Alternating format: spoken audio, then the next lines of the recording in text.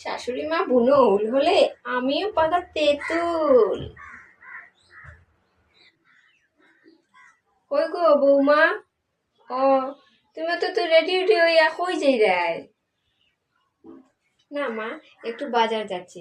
আপনার ছেলে আমাকে 50 টাকা দিয়েছে, ভাবছি বাজার থেকে কিছু একটা নিয়ে আসি গিয়ে। আপনার কি কিছু লাগবে মা?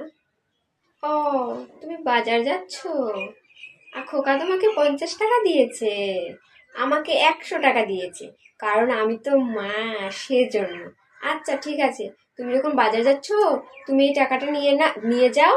আর বাজার থেকে যাই আনবে আমি কিন্তু বেশি নেব, কারণ তোমাকে 50 টাকা দিয়েছি, আমাকে 100 টাকা। তুমি কিন্তু যাই আনবে তার থেকে কিন্তু আমার বেশি ভাগ লাগবে, ঠিক আছে?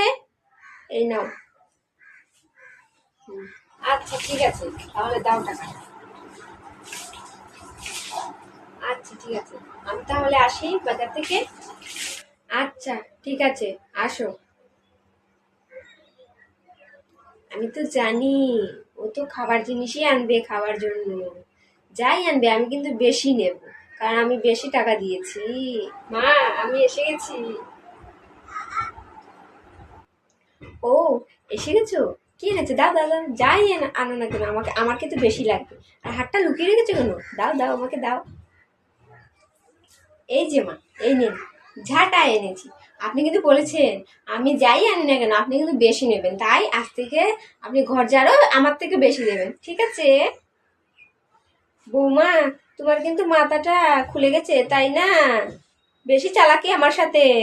ঠিক আছে, এবার যখন এনেছো ঝাঁটাটা তাহলে দাও। এবার থেকে আমার ঝাঁটাটা দিতে হবে। পরের বার আমিও বোঝাবো মজা।